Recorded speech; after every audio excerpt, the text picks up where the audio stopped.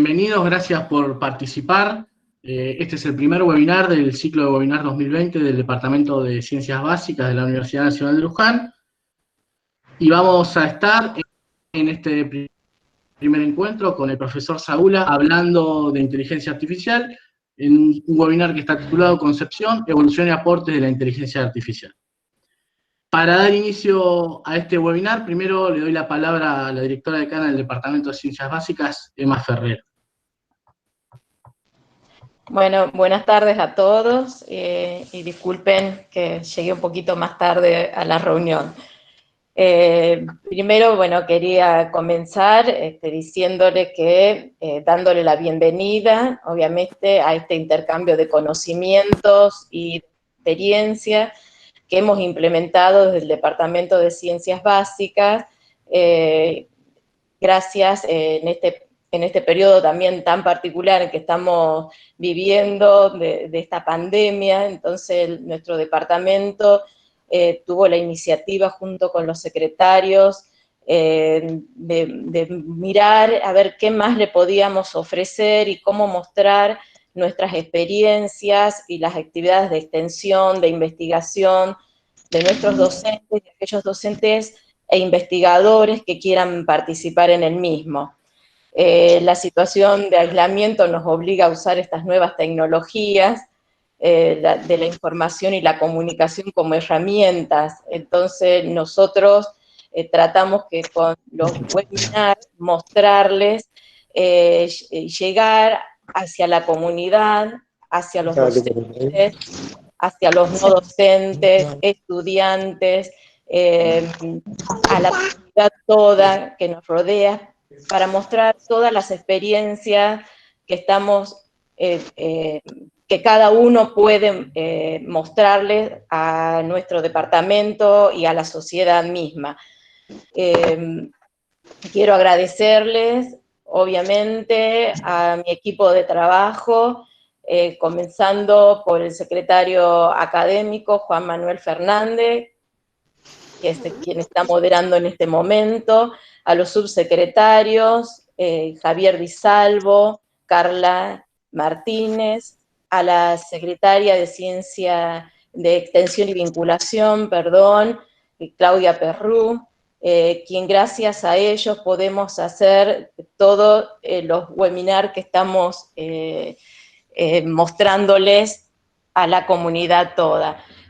Hasta el momento tenemos más de 40 presentaciones, y de estas 7 presentaciones que comenzamos en este momento a inscribir, ya tenemos más de 700 inscriptos.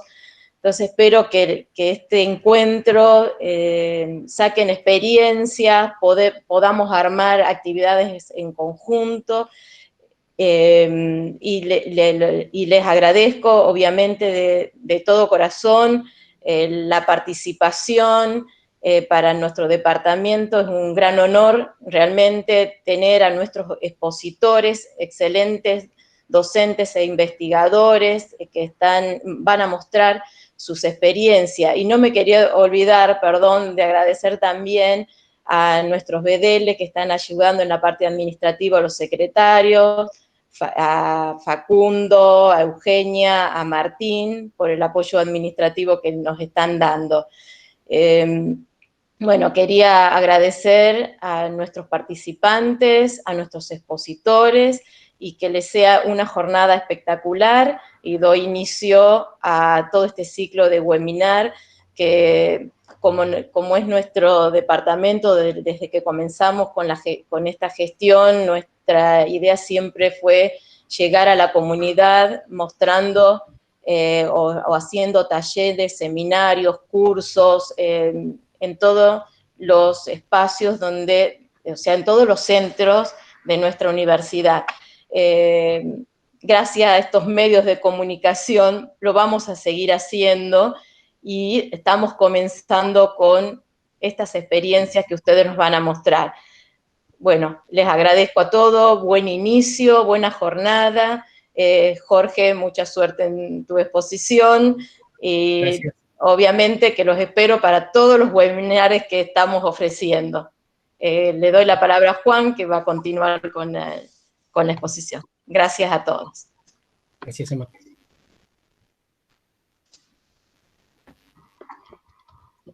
Sí, bueno, ahora sí, por favor, vamos a solicitar que apaguen las cámaras y que cierren los micrófonos para que la transmisión sea más confortable de alguna manera. Vamos a dar inicio a este webinar, que la idea, la modalidad es que el expositor, el disertante, va a estar transmitiendo los contenidos alrededor de 1 hora 40, 1 hora y media, porque nos atrasamos un poquito, y luego se va a abrir un espacio para preguntas, que Jorge amablemente va a estar dispuesto a contestar. Entonces, ahora sí, mientras tanto, pueden compartir sus sensaciones, comentarios, ideas y críticas también, ¿por qué no?, con el hashtag webinarscb en todas sus redes sociales. Bien, damos inicio entonces al webinar titulado Concepción, Evolución y Aporte de la Inteligencia Artificial, que va a estar presentado por el licenciado Jorge Saúla, profesor asociado de la Universidad Nacional de Luján, del Departamento de Ciencias Básicas, en las divisiones Matemática y Estadística, licenciado en Matemática Aplicada, asesor científico de la Universidad de la Cuenca del Plata, director e investigador en diversos proyectos que tienen que ver con la temática. Ahora sí, Jorge, te cedo la palabra y que sea un encuentro fructífero. Bueno, gracias Juan, gracias Emma por la presentación. Las ventajas que presenta la pandemia, de las pocas, son estas: de poder estar cómodamente cada uno sentado, escuchando una videoconferencia. Mi primera experiencia por una videoconferencia masiva fue exactamente en junio del 2009, con el otro episodio de pandemia en la H1N1, y la diferencia es que ahí era un congreso donde había 700 personas, pero todas en el mismo lugar. Acá, en principio, hay 142 inscriptos, algunos deben haber tenido problemas para ingresar, y ahora hay 63, cada uno desde su casa. Entonces, les cuento lo siguiente. Yo trabajo en inteligencia artificial desde hace 32 años. Fue mi inicio en la actividad un par de cursos de posgrado, de un total de 3 que había hecho en una escuela brasileña argentina de informática en Curitiba. En ese momento hice 2 cursos de posgrado, uno de desarrollo de sistemas expertos y el otro de visión para computadoras. Justamente 2 temas que son centrales dentro de la inteligencia artificial. Voy a tratar de ser un poco más moderado como normalmente hago, que suelo pasar 2 o 3 filminas por hora en una muy buena distribución. Ahora tengo 31 presentadas, veremos si puedo pasar por lo menos 5 o 6.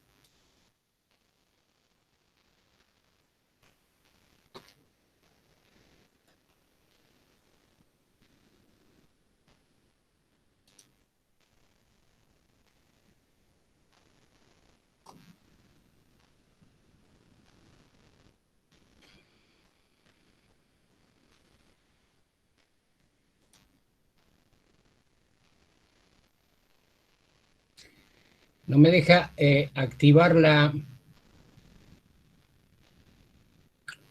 presentación.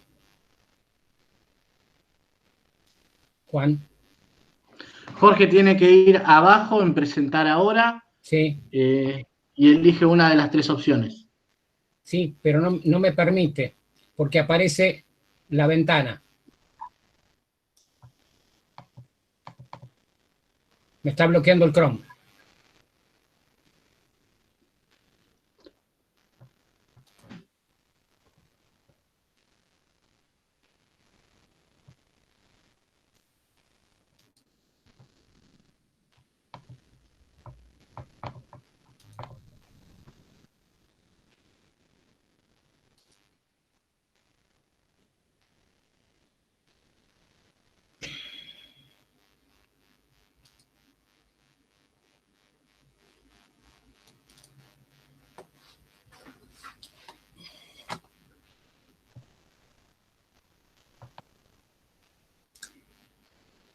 Ahí no se ve, ¿no es cierto? No, Jorge, aún no. Espera un poquito. Aquí hay un problema.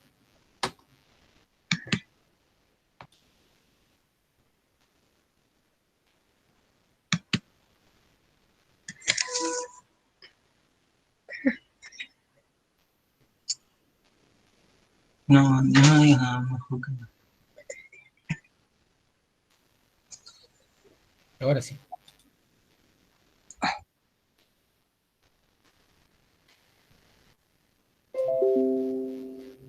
Ahí se ve.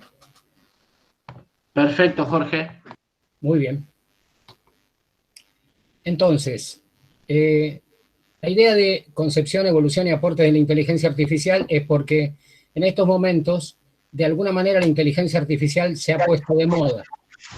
Sin embargo, la inteligencia artificial tiene apenas 70 años, pero de alguna manera se empezó a descubrir que existía inteligencia artificial fundamentalmente en países fuera del hemisferio norte en la década del 70, 80, 90. Es decir, épocas de alguna manera jalonadas por conceptos más fuertes en cada momento. El pionero en la inteligencia artificial fue un matemático, filósofo brillante, que lamentablemente fue juzgado por cuestiones de su vida privada. Y me refiero a Alan Turing, que en un artículo que escribe como base de su libro, Computing Machinery Intelligence, explica que de alguna manera, y yo lo encomillé, en alguna medida, las máquinas obtendrían inteligencia y serían capaces de simular razonamientos de un humano. Acá voy a empezar a hacer una disquisición por lo siguiente, porque ¿qué quiere decir las máquinas en 1950, cuando publica el artículo? Y segundo, ¿qué quiere decir fundamentalmente obtener inteligencia y ser capaces de simular razonamientos del ser humano? Evidentemente, una primera instancia, las cosas querían decir algo que no necesariamente son las que quieren decir ahora. Por supuesto que para poder llegar a esta instancia han transcurrido muchísimos años donde lo que fue cambiando es radicalmente el paradigma que se fue planteando en momentos iniciales. ¿Por qué digo esto? Porque hay quien argumentaba en ese momento que la inteligencia artificial era reproducir el razonamiento humano para llevarlo a una explicación en máquina. Entonces, esa era la corriente 1, pero la corriente 2 era producir sistemas que con el paso del tiempo implicaran cada vez más inteligencia. Ahí viene un segundo concepto. ¿Por qué? Porque no se hablaba de inteligencia humana, sino de inteligencia. Entonces, es cuando se empieza a mezclar la realidad con la ficción en el paso del tiempo. Por supuesto que el primer estadio es muy difícil plantearlo dentro de lo que es la inteligencia artificial. Sin embargo, hay una reunión cumbre que se plantea de alguna manera posterior a esto y que permite que un grupo de científicos encabezados por las principales universidades en ese momento empezaron a plasmar un poco la idea de lo que era la inteligencia artificial o de lo que podía llegar a ser la concepción de la inteligencia artificial desde esta publicación de Alan Turing. Entonces, en el verano de 1956, se reúnen un grupo de investigadores de universidades prestigiosas y empiezan a desarrollar un poco la idea de lo que era la investigación y desarrollo dentro de la inteligencia artificial. Los principales, los pioneros de alguna manera en ese momento eran de la Universidad de Dartmouth, que en ese momento no se llamaba universidad, sino que básicamente era una institución, o decir, un instituto en realidad, y este es John McCarthy, uno de los que se conoce como padres de la inteligencia artificial. El segundo, otro brillante, Marvin Minsky, que es de la Universidad de Harvard, estuvo en el país hace algunos años, porque por supuesto que es un brillante investigador pero tiene una particularidad. Hizo cosas muy positivas y también hizo cosas muy negativas por la inteligencia artificial. Hace muchos años, ayer estaba recordando que tuve una reunión en una universidad en Buenos Aires y alguien me dijo, en ese momento el decano de esa universidad me dijo, usted piensa como Minsky. Me llamó poderosamente la atención, porque él lo había conocido en oportunidad de presentar un libro en Estados Unidos. Entonces, ellos dos, de alguna manera, los pilares de la inteligencia artificial que empiezan a desarrollar investigación y desarrollo, valga la redundancia, a los cuales se le suman dos grupos que eran muy, digamos, reputados en esa época, que eran IBM y la Bell Telephone. Entonces, juntos, estos cuatro individuos, de alguna manera, plantearon lo que iban a ser los pilares de la idea del desarrollo de la inteligencia artificial.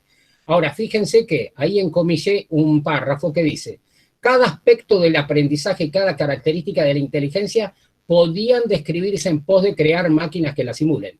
Ya se introducen dos conceptos que son pilares aquí, aprendizaje e inteligencia. Quiero caracterizar esto por lo siguiente, porque lamentablemente cuando algo no es, ¿qué hacemos? Cambiamos el paradigma, generamos un nuevo paradigma y entonces tratamos que sea. Esto es lo que le va a ocurrir en el paso del tiempo a la inteligencia artificial. Sin embargo, todo agrupado dentro del mismo paraguas. Es decir, simplemente repetir inteligencia artificial. Cuando doy resolución de problemas, planteo continuamente.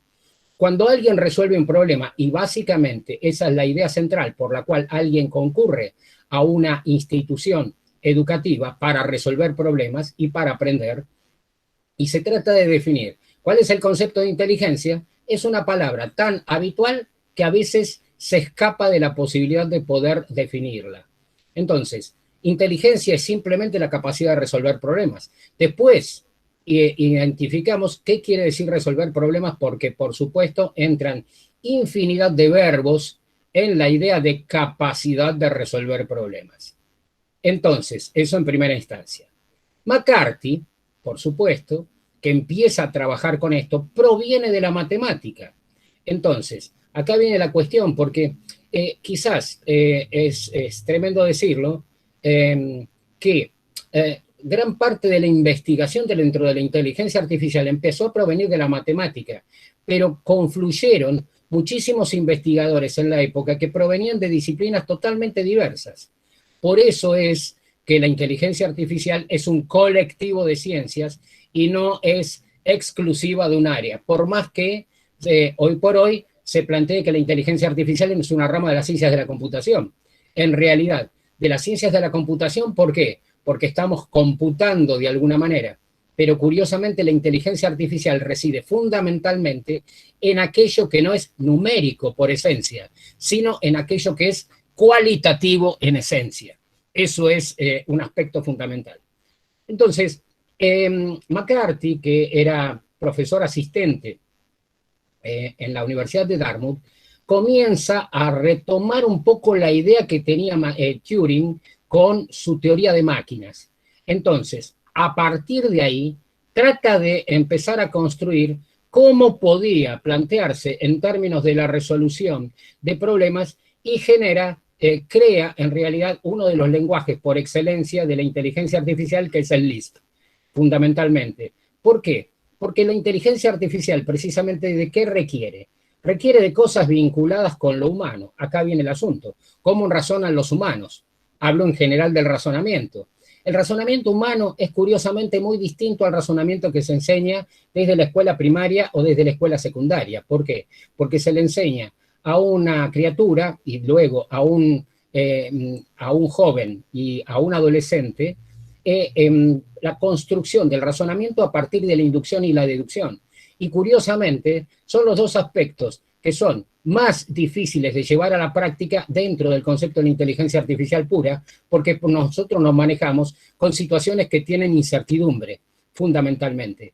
En realidad tienen tres factores. Tienen incertidumbre, tienen imprecisión y tienen ignorancia. Son las tres I que se presentan como marco referencial para construir un modelo dentro de inteligencia artificial. Esta creación del Lisp fue una co-creación en realidad con Minsky, que vuelve a aparecer nuevamente, a pesar que ellos estaban bastante enfrentados a la postre. Ahora bien, cuando empezamos a evolucionar en esto, fíjense que acá estoy planteando de alguna manera el 56, el 71, en el medio hay muchísimo como para hablar, absolutamente. Yo planteo lo siguiente, yo doy inteligencia artificial en sus distintas modalidades desde el año 1990. En el año 1990 en particular di en una maestría, era la única maestría que había de inteligencia artificial en Argentina, que la tenía la Universidad KS, me proponen como profesor visitante y di 2 temas que son apasionantes y que hoy siguen siéndolo, que es, uno, visión artificial, que está bastante de moda hoy en día, y razonamiento aproximado. El razonamiento aproximado es de lo que hablé recién. ¿Por qué? Porque no es inductivo y no es deductivo, es aproximado, con las consideraciones que eso tiene. Nosotros cuando hablamos de aproximación, las teorías que nos remiten a la aproximación son la estadística y la probabilidad. Y lamentablemente no son las mejores teorías, sino simplemente son las únicas que se enseñan en el grado. Hay teorías mucho más poderosas que esas para resolver problemas reales. Cuando esto sigue avanzando de alguna manera, y casi en paralelo, y en algunas cosas como precuela de esta reunión, hay 2 investigadores. Uno se hizo famoso y fue premio Nobel en economía, que es Herbert Simon, y el otro es Allen Newell. ¿Qué es lo que hicieron? Empezaron a concebir, bueno, muy bien, ¿cómo razona una máquina? Entonces, pensemos, ¿cómo razona un humano? Y encuentran un modelo que se llama GPS, que es General Problem Solver, que lo que hace ese modelo, de alguna manera, es tratar de resolver los problemas muy cercanos a los como los resuelven los humanos. Entonces, ¿qué pasa? Cuando nosotros de alguna manera planteamos la idea, si ustedes se fijan ahí, se van a encontrar con que evidentemente no es que tuvimos una regresión en el paso del tiempo, porque ahí está Leibniz y dice fines del siglo XVIII. ¿Por qué siempre lo pongo como un personaje central en todo esto? Porque cuando alguna vez se le preguntó a Leibniz qué era una representación de conocimiento, él utilizó en el lenguaje de lo que conocía, digamos, hacedor, discutible o no, si él y Newton, o si, digamos, Newton o él solamente, hacedor del cálculo diferencial integral. Entonces, ¿qué dijo que era una representación de conocimiento? Dijo, una representación de conocimiento es un simple cálculo de ideas, como si fuera muy sencillo tratar de establecer qué quiere decir un cálculo de ideas. Entonces, ¿qué pasa? ¿Por qué? Asociándolo con el cálculo. Entonces, ¿cómo nosotros calculamos una idea? Simple y concreto al mismo tiempo. Tenemos un conjunto de premisas, tenemos un conjunto de reglas, y a partir de esas reglas conectamos las premisas. Eso se llama lógica. Dentro de la lógica, podríamos inclinarlos por la lógica clásica, la lógica no clásica, y ahí entramos en el terreno de lo que acabo de decir recién en el término del razonamiento aproximado. Por lo tanto, esa concepción que existe dentro de la representación de conocimiento es una de las escuelas más seguidas cuando se toma el concepto de conocimiento dentro de la inteligencia artificial. En paralelo, y también en forma previa, comienzan a aparecer los trabajos de muchos investigadores relacionados fundamentalmente con la ingeniería, con la biología y con los primeros enfoques de lo que era la cibernética. Ahí aparece Ashby, 1952, o la simulación de los modelos mentales o mecanismos mentales, lo que después se da en llamar sistemas de representación de conocimiento, a partir de los modelos mentales de Pitts y McCulloch, y Minsky, que vuelve a aparecer. Ahora, aparece un investigador bastante importante, más allá de Bloch y Selfridge, que es Rosenblatt. Rosenblatt empieza a plantear el concepto del perceptrón. Yo ahí puse una pequeña síntesis para decir que es un perceptrón, una neurona artificial. Neurona artificial, obviamente, ¿por qué? Porque el perceptrón viene a emular a la neurona. Tomemos en cuenta, esto hace 58 años. Evidentemente el concepto que había de el sistema de procesamiento neural no es el mismo concepto que hay ahora en el terreno de las neurociencias. Sin embargo, la idea acá de la neurona como, digamos, artificial, se plantea de alguna manera ¿para qué? Para encontrar una relación con discriminadores de carácter lineal que permitieran, a partir de esa neurona, un disparador, construir un algoritmo para generar una red.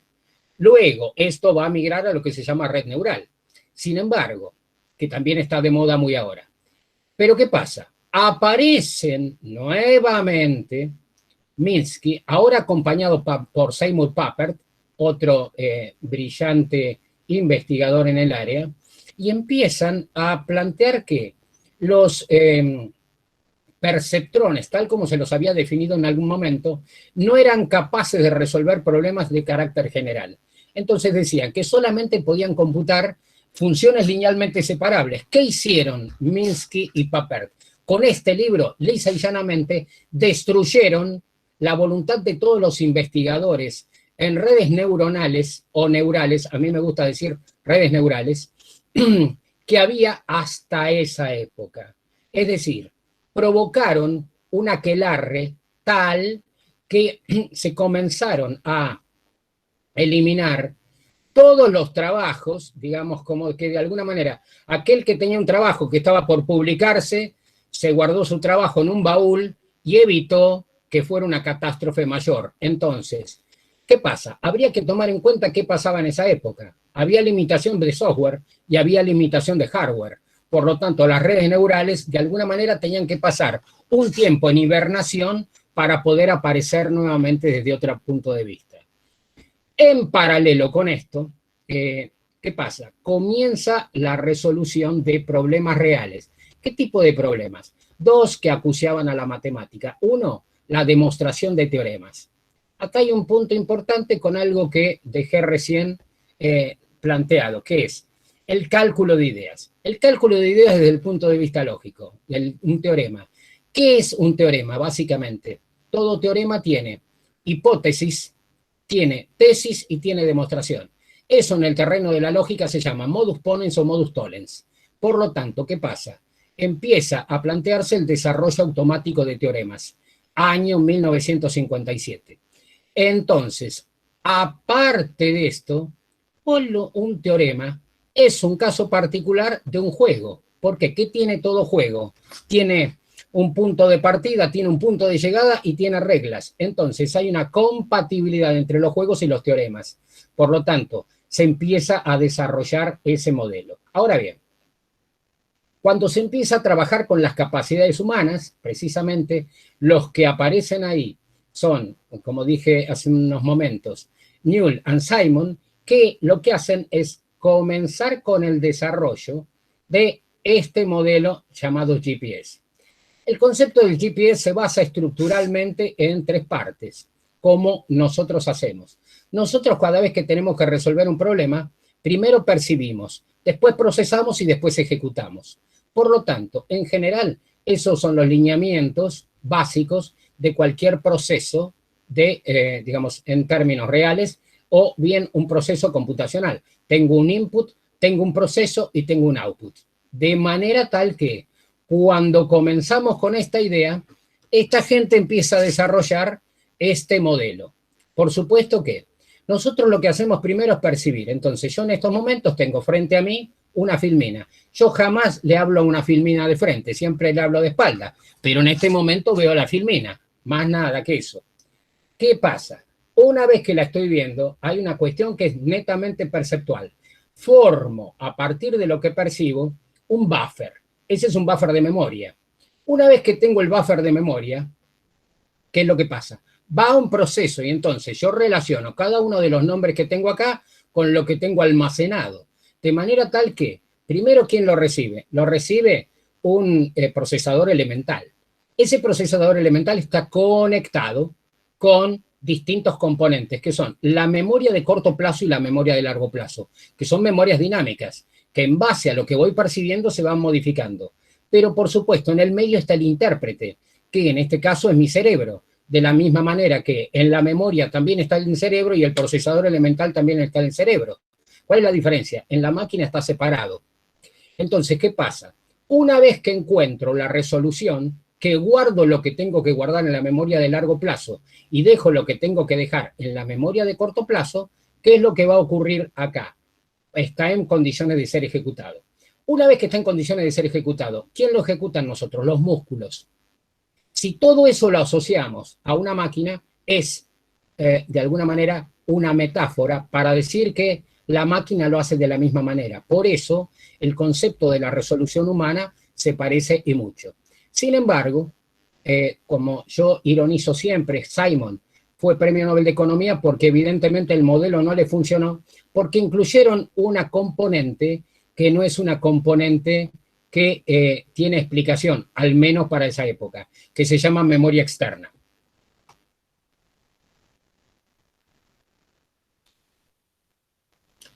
Entonces, ahí está lo que acabo de decir recién, que lo importante en esto, en el GPS, es básicamente que este concepto permitió originar la idea del sistema experto. ¿Por qué el sistema experto? Yo mencioné precisamente que el primer curso que había hecho era un curso de sistemas expertos. Hoy, relaciono a esto, ¿no? Hoy por hoy alguien se horroriza si le toman examen un día extraño. Yo rendí el final de sistemas expertos un domingo a la mañana. Era un curso intensivo. Entonces, ¿qué pasa? ¿Qué es un sistema experto? Primero, que es una palabra compuesta. Por lo tanto, no puede haber un sistema experto si no hay experticia. La experticia es muy distinta a la experiencia y por lo tanto la experticia tiene que ver con la calidad cognitiva. Esa calidad cognitiva que se refleja básicamente con dos conceptos. Por un lado, conocimiento público. Acá hay conocimiento público en principio. Si alguien lee, lee lo que está escrito. Ahora, yo tengo conocimiento privado, mi propio know-how, que es cómo de cada palabra puedo construir un conjunto de cosas. Digamos, está relacionado con lo mío. Por lo tanto, ¿qué es un sistema experto? Sistema experto tiene que ver básicamente con una representación en máquina. No voy a decir la definición porque más adelante va a estar el contenido, pero reflejar en máquina lo que hace de alguna manera la experticia. Por lo tanto, ¿qué es lo que ocurre? Primero tengo que tener un experto, luego decodificarlo, luego representarlo, luego validarlo, luego implementarlo. No es un tema tan fácil. El sistema experto, digamos, está correlacionado en forma directa con lo que se llama la ingeniería de conocimiento, que son temas que nacieron precisamente por lo que va a pasar dentro de un rato en nuestras filminas. Aparte, ¿qué es lo que hacen, Simon y Newell? Escriben un libro que es el refuerzo de este proyecto GPS que se llama Human Problem Solving. Si uno está tomando en cuenta de alguna manera que acá hay una palabra que es mágica, que es resolución humana de problemas, pero tiene que ver con el know-how. El know-how se refleja a través de lo que se llama conocimiento privado. El conocimiento privado, ¿quién lo da? Una palabra que es muy curiosa, que se llama heurística. ¿Qué pasa? ¿Quién empezó a trabajar primero con la heurística? Un matemático llamado George Polya, que escribe un libro llamado How to Solve It en el año 1943 y que de alguna manera, para decirlo en criollo, lo sacaron casi a patadas porque estaba hablando de algo que en principio alguien sostenía, pero esto no es matemática. Claro, no es matemática, no era la matemática clásica, es una matemática no clásica, aquella que se corresponde con las cosas que no son o dejan de ser, sino con las cosas que pueden ser. Y por eso la inteligencia artificial creció. Ahí está el modelo, el GPS, que describe lo que yo dije previamente. Hay un estímulo, hay un sensor. El sensor capta ese estímulo, va a un buffer de memoria. A partir del buffer de memoria va al segundo proceso, que es la cognición, ¿no? El que hace el desarrollo. El procesador elemental lo recibe. Interactúa con el intérprete y con la memoria de corto plazo y largo plazo. Eso es un ciclo. Ahora bien, fíjense, esa memoria externa, hoy por hoy alguien podría decir, bueno, una memoria externa, como existe un pendrive es una memoria externa. Sin embargo, acá la cosa es muy diferente. ¿Por qué? ¿Cuál es la idea de memoria externa? Evidentemente, yo estoy en este micromundo, pero relaciono algo del micromundo a partir de un concepto externo y lo traigo a este micromundo. Eso para la máquina hoy en día no está implementado. Hoy en día. Y sin embargo, este modelo tiene 63 años. Por lo tanto, esa es la función principal por la cual falló esto. Pero además falló por otra cosa, porque se planteó modelo general, resolución de problemas generales. Y hoy por hoy puedo traer algo a la escena, a pesar que va a estar más adelante lo que iba a decir, pero, ¿qué pasa? Hoy por hoy, nosotros no podemos hablar de un modelo general para resolver una pandemia, porque para resolver la pandemia hay que explicitar claramente cuáles son las condiciones y características del lugar para intentar resolver. Es imposible extrapolar porque, primero, el modelo se construye como consecuencia del conocimiento y de los datos. Los datos no pueden ajustarse al modelo. Eso está absolutamente claro. Bien. Heurística, que ya la había traído como invitada. Ahora bien, ¿qué es la heurística? La heurística es aquella que cuando una persona, ahora está en problema todo el mundo, intenta compartir un mate y le pregunta al otro cuál es el mate más rico. Ahora no lo va a poder decir durante tiempo ese concepto. Entonces, ¿qué pasa? ¿Cuál es el mate más rico? Depende. ¿Depende de qué? De un montón de cosas. Del tipo de envase, del tipo de yerba, de la temperatura, de si es metal, si es de madera, si es de cerámica, si le gusta con agua caliente primero, si le gusta con agua fría, si le gusta con un montón de cosas. ¿Qué pasa? Eso hace al gusto de cada uno. ¿Cómo está entrenado su gusto para poder aceptarlo o no? Eso implica que en un terreno simple, eso es el know-how, es su propio nivel de conocimiento. Eso en general se llama heurística. ¿Quiénes hacen, digamos, las mejores heurísticas o quienes durante tiempo desarrollan las mejores heurísticas? Los coleccionistas. ¿Por qué? Porque un coleccionista puede distinguir perfectamente bien un objeto de otro sin necesidad del conocimiento público. Lo va identificando de acuerdo a su propio criterio. Eso es lo que observa. Por lo tanto, la heurística tiene razón de ser ahí. Yo doy siempre un ejemplo bien claro que es el siguiente. Si, por ejemplo, nosotros estuviéramos en el reconocimiento del borde de una puerta, por ejemplo, el problema que puede llegar a tener inicialmente alguien que comienza con el desarrollo de la carpintería metálica, se tendría que dar cuenta que para alinearse está formando un triángulo. Entonces, claro, si conoce el teorema de Pitágoras, va a funcionar bien. Si no, para él, eso se llama regla 345, porque él sabe que si acá mide 30, si acá mide 40, entonces este mide 50. Por lo tanto, ese concepto es su heurística, no la formalización. ¿Qué pasa? Yo dije recién lo de Polya, pero pensemos, cuando las heurísticas se empezaron a transferir de alguna manera al campo matemático, porque antes eran exclusivamente las heurísticas, eran solamente de la inteligencia artificial, entonces resulta ser que esto se empieza a transmitir de alguna manera en este siglo. ¿Por qué? Porque se empiezan a incorporar modelos heurísticos a la línea matemática en este siglo. ¿Por qué? Porque de alguna manera cada maestrito con su librito y a nadie se quería meter en el terreno de otro. Hasta acá estamos hablando de interdisciplina. Yo, el jueves próximo, voy a hablar de heurísticas y metaheurísticas en particular. Entonces, ¿qué es la heurística? Ahí hay una reflexión, básicamente, de lo que es un concepto matemático de la idea de una heurística. El tema es el siguiente. Yo tengo un problema acá que intento resolver. Entonces, ¿qué hago? Le pongo un filtro, pero ese filtro primero le pongo un filtro. Es decir, ¿qué voy a hacer? Voy a tratar de encontrar un espacio que me permita filtrar lo que quiero en términos de mis objetivos. Esa es la idea de una heurística. Es decir, una heurística a priori no resuelve perfecto, pero resuelve bien. Ese es el asunto. Evidentemente, ¿cuándo voy a aplicar esto? Cuando no puedo resolver claramente algo por un método tradicional. Entonces, hay distintos tipos de heurística, acá solamente como mención, el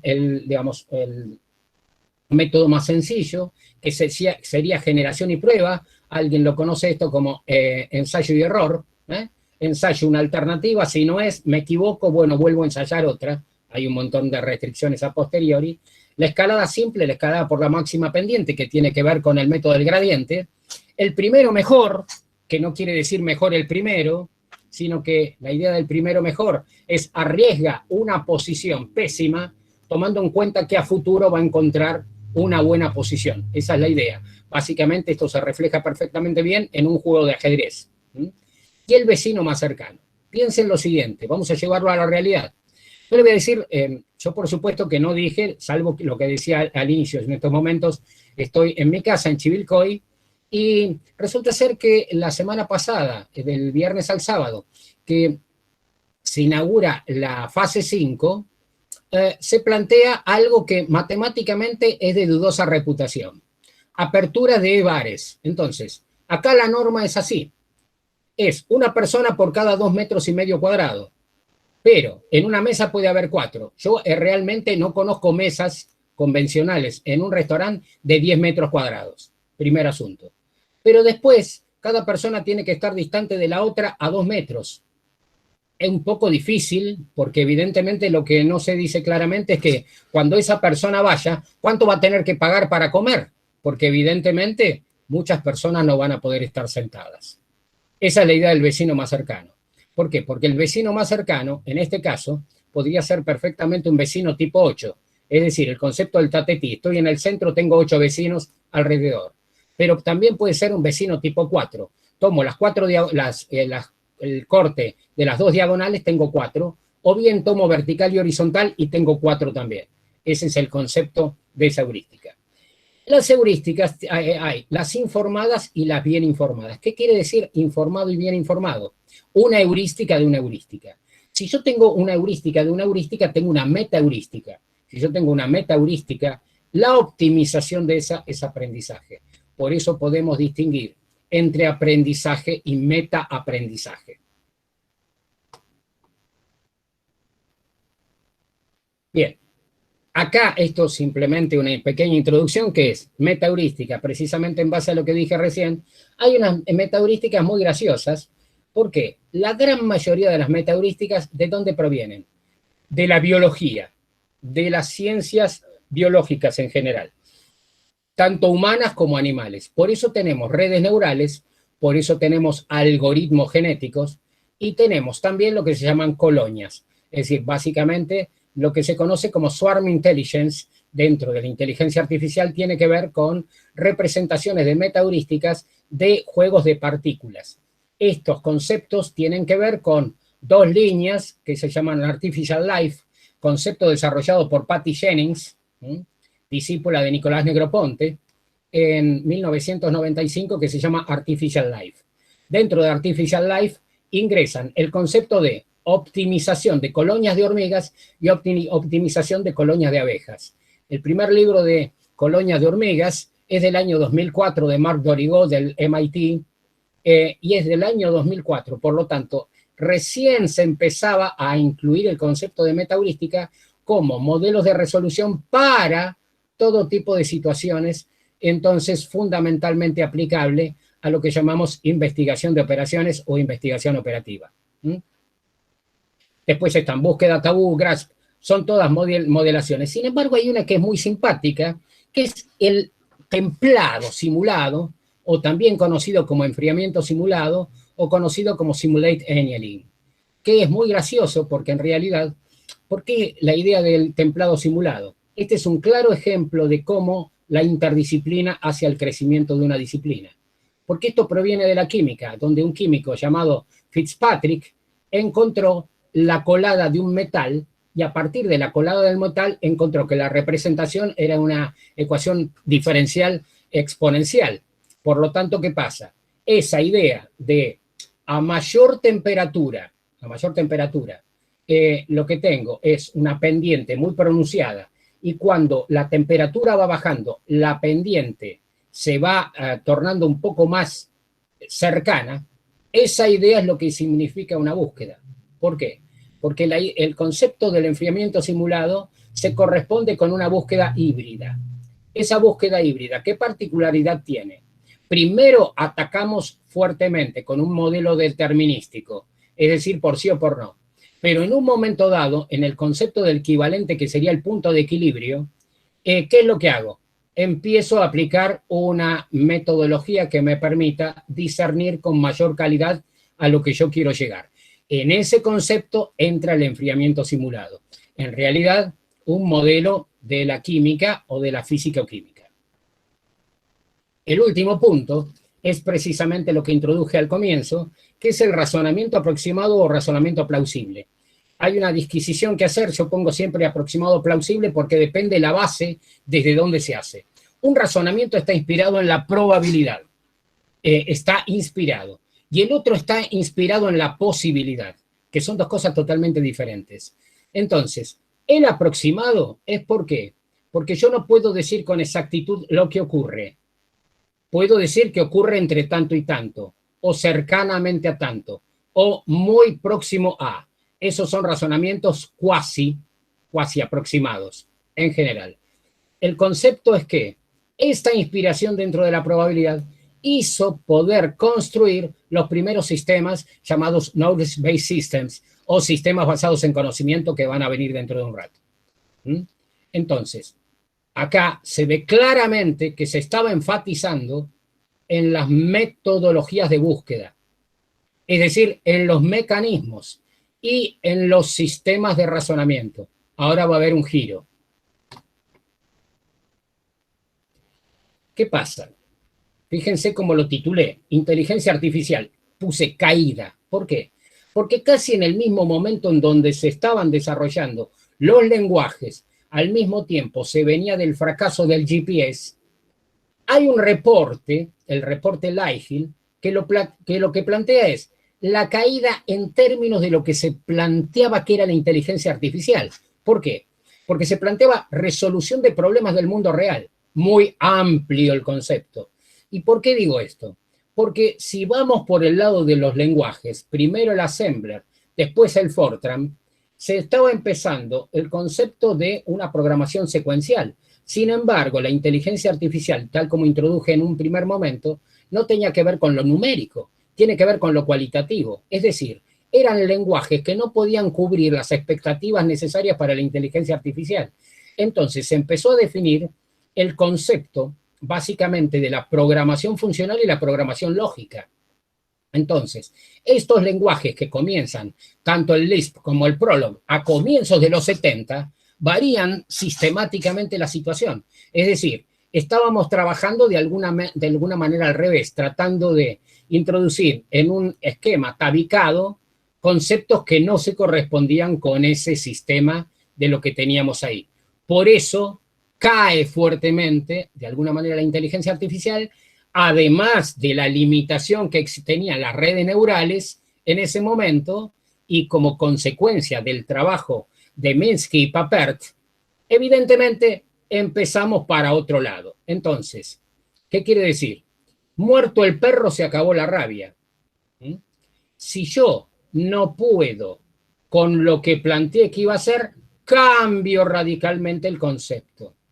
Entonces, en lugar de enfatizar en los mecanismos de razonamiento, ¿qué hacemos? Enfatizamos en la búsqueda y enfatizamos en el concepto del conocimiento. Entonces ahí empieza a irrumpir la idea de lo que se llama sistema basado en conocimiento. Claro que sistema basado en conocimiento es muy amplio también, y eso genera como hijo, de alguna manera, a los sistemas expertos. Por supuesto que para poder desarrollar todo eso es necesario un proceso ingenieril.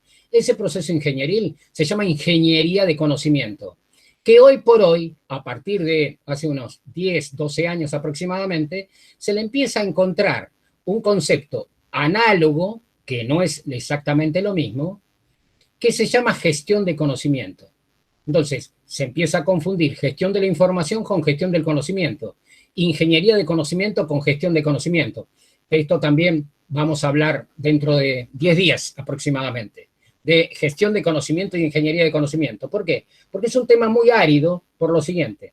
Imaginemos, yo no puedo hacer un proceso de construcción de un conocimiento para implementar en máquina si primero no tengo al experto, si después no hago el proceso de adquisición, elicitación, representación, implementación, validación, para tratar de saber si efectivamente esa experticia fue trasladada adecuadamente. ¿Qué tengo que hacer en definitiva? Tomar a una persona, escanearla por completo, hacerle un resonador completo de cómo él trabaja permanentemente y entonces sí tendré un esquema artificial. Si eso no es posible, es muy difícil poder representarlo. Solamente como para dar una idea, dado que introduje a Leibniz, el concepto de Leibniz es el asociado a la idea de lo que estamos teniendo en la representación del conocimiento. ¿Por qué? Porque eso obedece a la lógica. ¿Cómo se llama un esquema de ese tipo? Es uno de los 5 paradigmas básicos de la representación de conocimiento en inteligencia artificial. ¿Cómo se llama eso? Sistema basado en reglas. ¿Por qué en reglas? Porque es de la forma, si tal cosa, entonces tal otra. Lógica. Sin embargo, no digo qué lógica. La lógica que corresponda. Porque no todas las personas, cuando se les hace una pregunta, dicen sí, dicen ni. Si dicen ni, yo no le puedo aplicar un razonamiento que se corresponda con sí y con no. La lógica evaluada es sí y no. Sin embargo, no voy a decir el 95% de las veces, voy a decir el 99% de las veces, las personas en general no responden sí y no responden no. Dicen puede ser. Y a partir de puede ser hay muchísimas variantes. Eso entra en el terreno de lo plausible.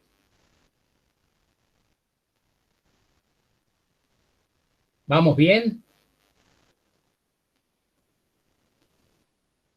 Perfecto, Jorge. Entonces, ahí aparecen los sistemas basados en conocimiento. Sistemas basados en conocimiento, ¿qué? ¿Qué es lo que tienen? Como nosotros tenemos 3 componentes que son centrales. Ahí hay 2, básicamente. Pero son 3. Entrada, proceso y manipulación, de alguna manera. Entonces, ¿qué ocurre? Están básicamente lo que se llama la base de conocimiento. ¿Qué es la base de conocimiento? Lo que nosotros tenemos en la cabeza con respecto a todo el conocimiento que tenemos, totalmente desordenado. ¿Qué es lo que tenemos que hacer al momento de proferir algo? Hacer un proceso de inferencia. Eso se llama motor de inferencia. Entonces, ¿qué pasa? Se empieza a separar, por un lado, la base de conocimiento, por el otro lado, la inferencia. Entonces, son 2 conceptos que están perfectamente separables. Antes no se trabajaba de esa manera. Ahora bien, ¿por qué dije un tercer concepto? Porque el primer concepto tiene que ver con lo que se llama el ingreso de datos. Es decir, de toda base de conocimiento, a medida que voy ejecutando un proceso de inferencia, estoy obteniendo conclusiones. Esas conclusiones se llaman hechos. Entonces voy a tener la base de hechos. Es decir, a medida que voy ejecutando, obtengo hechos. Forman la base de hechos. Vienen de la base de conocimiento. Y a su vez el mecanismo que hace el enlace se llama motor de inferencia. Hay distintas formas de implementarlo, todo tiene que ver con el tipo de proceso que yo quiero generar. Ahora, esto se corresponde con el concepto netamente cognitivo. Ahora, después de acá vienen los sistemas expertos, que es un segundo paradigma para esa época de un sistema inteligente. Entonces, fíjense lo que dice, basado en conocimiento público y privado, primer asunto, en un dominio específico que emula a un experto en la resolución de un problema. Yo no estoy haciendo una generalización. Sin embargo, ¿qué pasa? Y dice, dotado con la capacidad de adquirir experiencia y hacer trazabilidad con los usuarios. ¿Por qué? Porque una cosa es poder entender el sentido de la pregunta, otra cosa es decir el sentido de la respuesta, explicar los pasos previos que hay que realizar para llegar hasta ahí. Esos son trazadores. Eso lo tenían los primeros sistemas expertos que encuentran de alguna manera, panacea total entre 1965 y 1980, que hay macro sistemas expertos que son los que yo les puse ahí en particular, sobre todo esos 3. Dendral, en particular, MySyn específicamente, que está desarrollado por Edward Shortlife, tiene la particularidad que está el enlace de lo que yo hablé de razonamiento aproximado. ¿Por qué? ¿Qué es MySyn? MySyn es un sistema experto especializado en enfermedades bacterianas. En un primer momento tenía una buena performance llegó a tener el 95% de performance. Y acá viene el asunto. ¿Cuántos diagnósticos tenía en el 80 más o menos MySyn? Cerca de 17.000 diagnósticos de enfermedades bacterianas. Entonces, imaginemos, un experto puede tener 17.000 diagnósticos, es casi imposible. Un colectivo de expertos sí, en tanto y en cuanto cada uno tiene imbricada relación con el otro. Entonces, ¿qué pasa? MySyn, ese 95% que alguno dice, pero no tiene el 100%. La pregunta es, ¿un médico que los atiende tiene el 100%? No, ¿por qué? Porque un día se levantó con el pie izquierdo y ese día su performance es 0. En cambio, otro día es 100. A lo largo de su vida podrá tener un 80% en general. MySyn es eso. Ahora bien, MySyn fue desarrollado por la Universidad de Stanford, ¿de acuerdo? Y tardaron aproximadamente 6 años en el desarrollo. Imagínense el costo de ese sistema. Sería imposible. Por supuesto, ese sistema estaba en el Memorial en Estados Unidos, pero no era un sistema a la venta. Lo mismo que Dendral. Prospector es otro caso muy interesante. Resulta ser que mandan a un grupo de investigadores a testear un yacimiento de molibdeno en la frontera entre Canadá y Estados Unidos. Entonces, cuando se aplica la ingeniería de los expertos en geología y en petróleo en particular, dicen que no había molibdeno, tampoco había petróleo. Entonces, ¿qué pasa? Alguien desarrolla ese modelo. Ese modelo, el modelo Prospector, está basado en un modelo de razonamiento aproximado proveniente de la probabilidad bayesiana. Se desarrolla el modelo y el modelo revela que había yacimiento, que había una riqueza en molibdeno y en petróleo. Cuando lo aplican, encuentran que efectivamente había. No sé dónde fueron a parar los investigadores. Pero Prospector es un desarrollo de un sistema privado y tiene 50 años. A partir de ahí se hicieron más sistemas expertos. Sin embargo, ¿qué pasa? El problema real de esto es, para entender una idea más o menos, en fines de los 80, comienzos de los 90, un sistema experto se cotizaba por regla. Pensemos, una regla no es si A entonces B. Una regla es si intersección generalizada de A sub I, entonces unión generalizada de B sub I. Por lo tanto, eso es una regla que es, en realidad, la adquisición del conocimiento experto y la representación en un sistema lógico para poder formar esta cápsula. Bueno, en ese momento un sistema se cotizaba por regla. Una regla costaba $100. Imagínense de lo que estamos hablando, cuánto costaría un sistema experto. Por eso, en general, los sistemas expertos cayeron en desgracia, porque eran tremendamente costosos. Una herramienta que no sea de acceso público para construir sistemas expertos, sobre todo para representaciones múltiples, llegó a costar $100.000. Entonces, es un poquito engorroso desde el punto de vista del costo. Yo, en el curso que hice en el 88, trabajábamos con Insight 2 Plus, que durante mucho tiempo, hasta fines de los 90, se explicaba a través de esa metodología.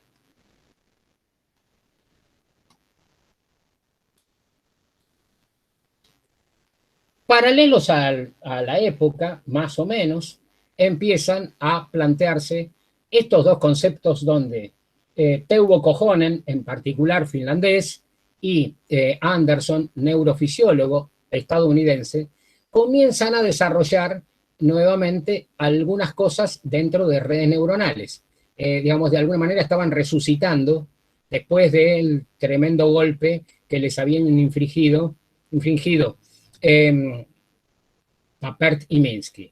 Entonces, se empieza nuevamente a trabajar en el concepto de redes neuronales, pero en particular para redes de una capa, de multicapa, redes de, digamos, lo que se llaman modelos de backpropagation, modelos de, digamos, de varias capas con varias neuronas. Se empieza a trabajar en ese concepto y estos dos temas son fundamentales, la memoria asociativa y la memoria interactiva, que, por cierto, se ven reflejados digamos, a posteriori en muchos de los procesos vinculados al razonamiento humano.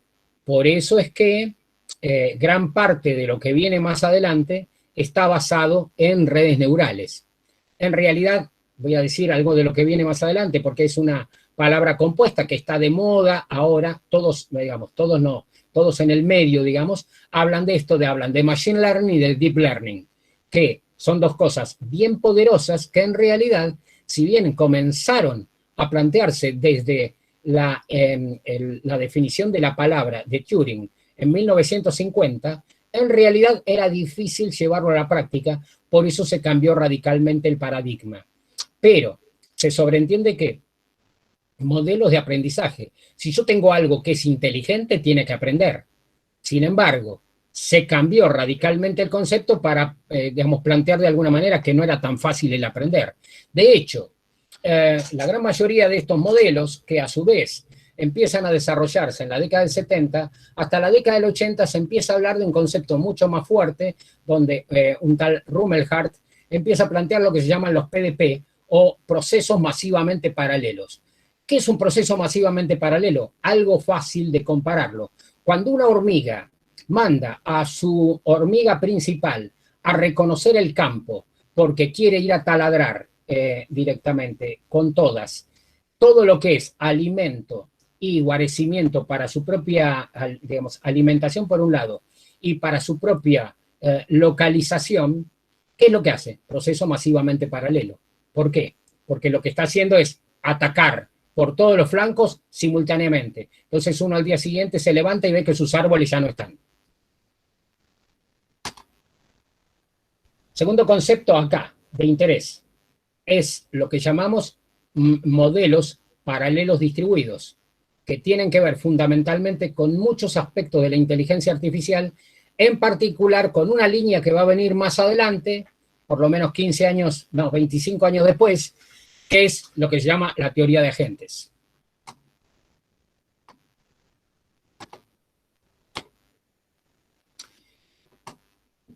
Hopfield, en particular, y Kohonen fueron fundamentalmente, y después la evolución con lo que recién mencioné de Rumelhart, tres pilares muy fuertes para definir el concepto de redes neurales. Acá entramos en la evolución a partir de esta supuesta caída con el cambio de paradigma. Vean que, por un lado, tenemos el desarrollo en redes neurales y por el otro lado tenemos el desarrollo basado en conocimiento. Por supuesto que acá se empieza a asociar el concepto del desarrollo de redes neurales con tecnología, fundamentalmente para circuitos. Entonces, esto da lugar a lo que más adelante se va a llamar transputers, como una tecnología para el procesamiento paralelo. Estamos hablando hace más de 30 años. Sin embargo, esto ya existía. Hopfield y Kohonen, en particular, son los que más hicieron por los orígenes de este modelo.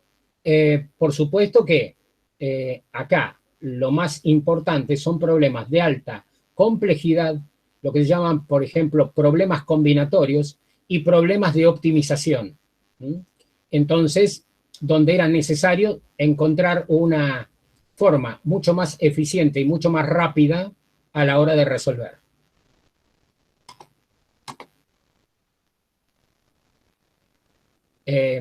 Seguimos. Veamos, Grossberg. Esto es interesante por lo siguiente. Grossberg plantea la idea de control de ganancias para un grupo de neuronas. Encendido en el centro, apagado alrededor. Dice, dado un grupo de neuronas, si una de ellas está excitada, las que están a su alrededor reciben una señal que las hace estar inhibidas. ¿Qué pasa? Obviamente, acá se empieza a desarrollar más el campo de redes neurales, más asociado al, digamos, al modelo humano, que la evolución a su vez de eso, aparece el concepto este que está debajo, que se llama ART, que es teoría adaptativa de la resonancia adaptativa. Por lo tanto, ¿qué pasa? Esto va encontrando, de alguna manera, una respuesta más asociada a lo que venía ocurriendo desde, digamos, desde un primer momento, y se plantea, esto que es lo más interesante, el concepto del reconocimiento de patrones, que por supuesto es algo que nos ocupa actualmente, sin embargo que es un tema que se viene trabajando desde los 70, 80 empezó a ser más fuerte el concepto. Y el descubrimiento de hipótesis, verificación, búsqueda, clasificación y aprendizaje. Fíjense que el aprendizaje no está como tema central. ¿Por qué? Porque de alguna manera, como no se podía llegar a esa idea, se empezó a correr por el costado, de alguna forma. ¿Qué pasa? Cuando empiecen a aparecer el concepto de los agentes, yo siempre planteo esto. Nosotros teníamos una matemática clásica, la matemática de siempre, hasta que a fines del siglo XIX, el grupo Bourbaki, el grupo francés, irrumpe con el concepto de matemática moderna. Y acá, en Argentina, se empieza a enseñar en la década del 60, fines del 60. Entonces, yo digo que la matemática moderna es a la matemática clásica como la teoría de agentes es a la inteligencia artificial. ¿Por qué? Porque se cambia radicalmente nuevamente el paradigma. ¿Cuál es la idea? Inteligencia artificial. Primero algo tiene que ser inteligente para luego transformarlo en artificial. ¿Cuál es la idea de agente inteligente? Primero tengo un agente, después lo doto de inteligencia. Es exactamente lo opuesto. Y curiosamente, cuando nosotros en castellano decimos inteligencia artificial, los otros son agentes inteligentes, IAAI. Y en inglés es exactamente al revés. Artificial Intelligence y, digamos, Intelligence Agents. Entonces, ¿qué pasa? Esa idea del cambio, de alguna manera, da una idea que giramos para otro lado. Primero definimos el agente y después lo dotamos de inteligencia.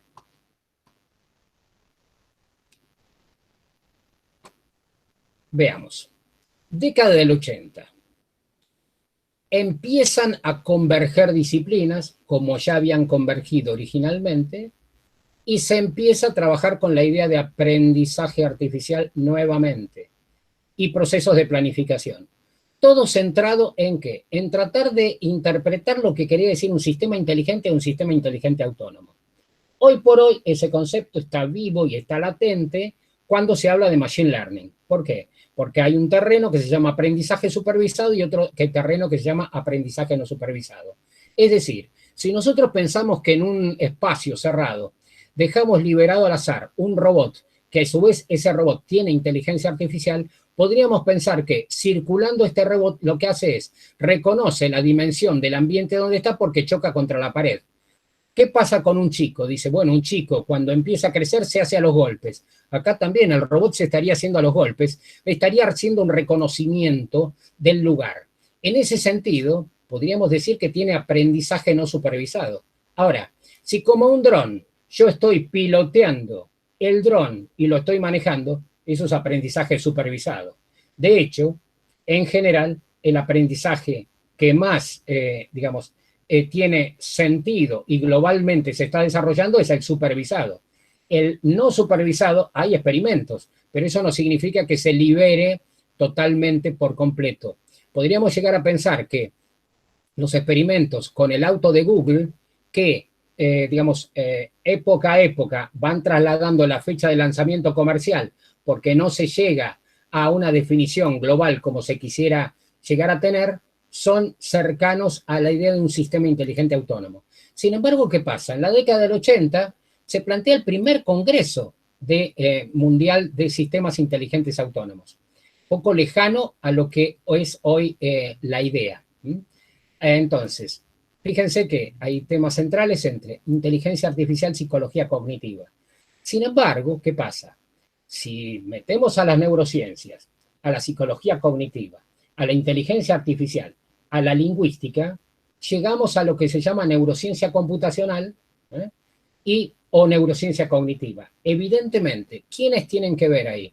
Muchísimas disciplinas, desde la neurociencia, las ciencias computacionales, la matemática, la psicología experimental, la filosofía, las ciencias de la administración, la psicopedagogía.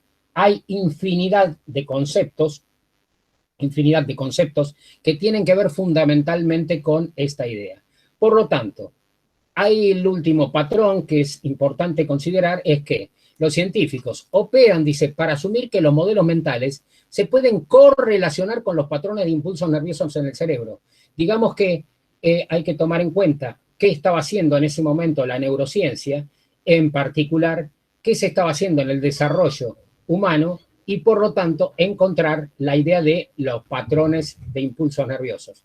De hecho, en los 90, comienzos de los 90, cuando se empieza a trabajar sobre la idea de los pilotos que podían estar, digamos, comandando una nave sin mover las manos, solamente moviéndolo con su cabeza, imaginemos, si hoy por hoy con las cosas que uno ve en la realidad, si alguien dice no o alguien dice sí, estamos en el horno desde el punto de vista de la descripción de lo que sería un sistema de esta naturaleza.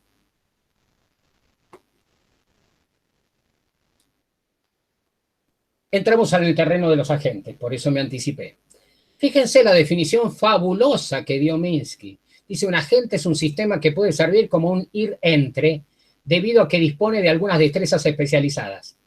Es lo mismo que, me acuerdo una definición que encontré en la página 43 del libro de programación lineal de Samuel Gass, cuando decía, un conjunto que es cóncavo es un conjunto que no es convexo.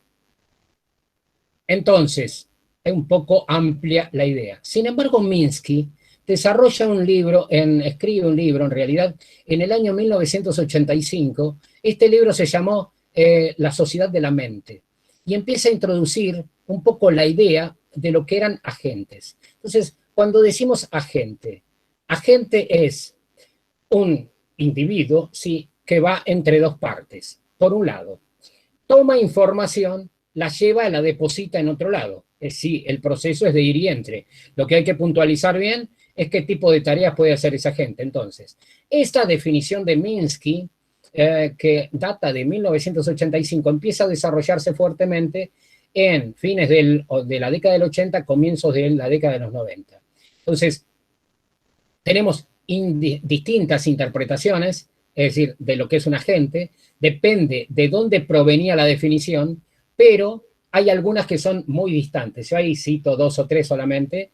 De Genseret dice, un agente es un programa de aplicación como software agent. Entonces, ya estamos hablando de agente de software.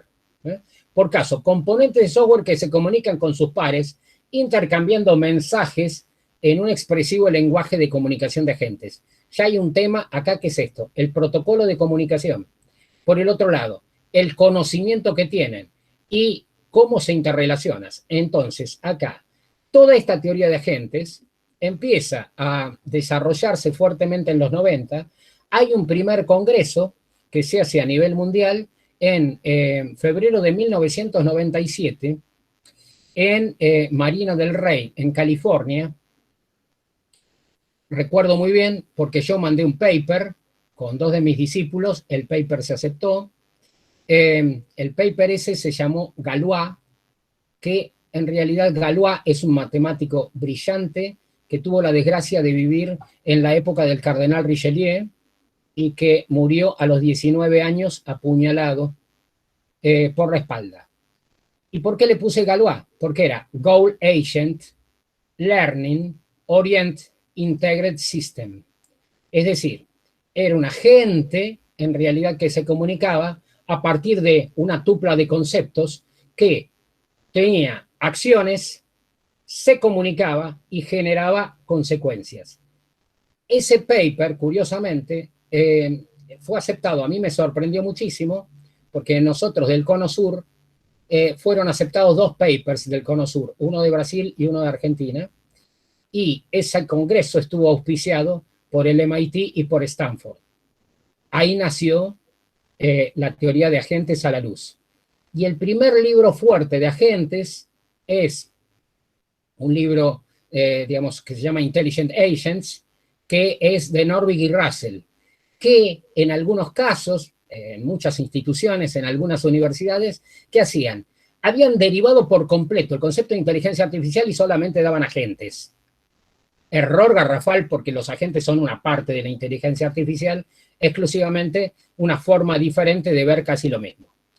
Entonces, Ahí puse solamente algunas cosas como para entender un poco la idea, que hay infinidad de temas acá, que están los agentes, las sociedades de agentes, los multiagentes, en particular los multiagentes, las sociedades de agentes, que es la crema de la crema, que tiene que ver con reglas claras de comunicación a partir de dos conceptos: colaboración y cooperación. Entonces, este tipo de agentes tiene que ver con las teorías que lo sustentan. Entonces, aparte acá hay, por un lado, una tecnología agente, por el otro lado, el concepto de interfaces de agentes, asistentes personales y el desarrollo que tiene que ver esto, que es un desarrollo sumamente rico. Pensemos, la primera empresa grande que implementó agentes fue Amazon. Hoy por hoy tiene una plataforma propia. Entonces, ¿qué es lo que hacía? Si, por ejemplo, alguien entraba a comprar un determinado tipo de producto, ¿qué registraba de cada uno? Registraba el nombre, el país, la tarjeta de crédito. Pero cuando ingresaba a comprar, ese agente estaba dejando una huella de qué tipo de cosas compraba. Estoy hablando comienzos de, digamos, más o menos mediados de los 90. Entonces, cuando dejaba lo que compraba, cuando ingresaba nuevamente le sugería. ¿Le sugería por qué? Porque formaba una pila, es decir, una cola, con los gustos que había tenido. Y entonces, en base a los gustos que había tenido por parámetros estadístico-probabilísticos a través de lo que se llama aprendizaje estadístico, informaba qué es lo que podía llegar a gustarle, de lo que ya había o de lo nuevo. Ahora bien, yo les planteo esta situación. ¿Qué pasa si yo hoy entro y compro folk? Mañana entro y compro metálica. Pasado entro y compro clásica. Luego entro y compro pop y después compro New Age. Evidentemente al sistema lo vuelvo loco. ¿Por qué? Porque los sistemas fallan por la base. Sugieren en base al comportamiento. De la misma manera que los modelos de data mining, en particular, resuelven este tipo de cuestiones. Por eso el aprendizaje supervisado es una idea, el no supervisado es una idea, pero en realidad falla cuando hay que resolver cuestiones muy puntuales. Bien, manipulación directa como metáfora de interacción, dice, requiere el usuario iniciar explícitamente todas las tareas y monitorear todos los eventos. Esta metáfora cambiará cuando usuarios no entrenados tornen efectivo el uso de computadoras y redes. Ese es un concepto de hace 37 años que tardan en implementarse porque la tecnología no está desarrollada para eso. No todo es la vacuna en curso en estos momentos. Agente de aprendizaje. Bueno, de esto hablé en general, pero para plantearlo, dice, observa cómo el usuario ejecuta sus acciones, aprende del usuario, puede aprender desde ejemplos dados explícitamente o adquiere competencia preguntando a otros. Porque, ¿qué pasa? A cualquiera le gusta no perder tiempo cuando hace una búsqueda. Sin embargo, a cualquiera no le gusta que todos conozcan sus datos privados, como por ejemplo sus datos de tarjeta. Entonces, ¿qué pasa? Una cosa es requerir para ciertos conceptos una inteligencia colaborativa o cooperativa y otra cosa es exigirlo cuando a uno no le conviene. Hay que tener mucho cuidado porque las ventajas muchas veces se tornan en desventajas.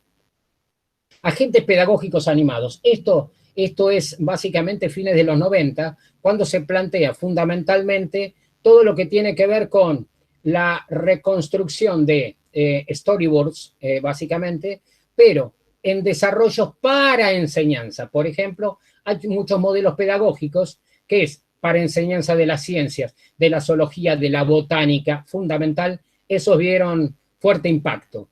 También están los casos de aquellos modelos que se dan en llamar fundamentalmente, que son ciertos sistemas autónomos, pero que tienen que ver con lo que se llama Intelligent Tutoring System, que una vez me contaron una anécdota muy curiosa, que trataron de implementar un sistema de esta naturaleza para un avión, digamos, tipo MiG. ¿Cuál era el problema? Se dieron cuenta de esto, que era necesario, ¿por qué? Porque el manual de funcionamiento ante cualquier desperfecto en el avión tenía 1.000.000 de páginas. Entonces, imagínense a un piloto de combate tratando de buscar la página correspondiente al problema o al deterioro que había tenido. Entonces, esa fue la importancia de tener esto. El otro caso también de las Fuerzas Armadas fue muy particular. ¿Por qué? Porque hacen el diseño de un portaaviones y cuando botan al portaaviones se dan cuenta que el portaaviones no estaba equilibrado, estaba ladeado. ¿Por qué? Porque se olvidaron de considerar que la zona de donde estaban todos los manuales de mantenimiento pesaban más de 20 toneladas. Entonces se dieron cuenta de la importancia de tener un Intelligent Tutoring System.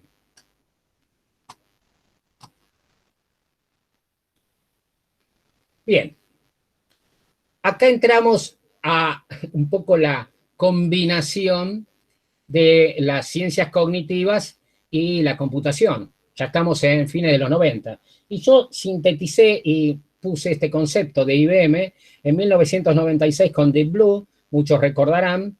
Deep Blue era una máquina que en realidad había sido desarrollada por 3 investigadores, 2 chinos y un estadounidense, que trabajaban en la Universidad de Stanford. Entonces, IBM se lleva el proyecto, le paga una cifra bastante significativa a estos investigadores para que comenzaran a desarrollar la máquina para ellos. ¿Cuál es el asunto? Que se juega la primera partida de un match contra Kasparov y cuando se juega esa primera partida, Kasparov gana. Entonces, claro, los de IBM se querían suicidar en ese caso. Entonces, ¿qué hicieron? Cambiaron la regla del juego porque cargaron en la máquina la partida de Kasparov y eso hizo que luego la máquina ganara Kasparov 4-2. Entonces, ¿qué es lo que se dijo a posteriori? Uy, la máquina es inteligente. Eso es lo paradojal. ¿Cuándo había adquirido la máquina la inteligencia? Evidentemente se cambiaron las reglas del juego. En ese momento no era inteligente. Es más, yo escuché a una persona que conocía en una época, había trabajado conmigo, y públicamente hizo ese comentario. Estaba bastante alejado de la realidad.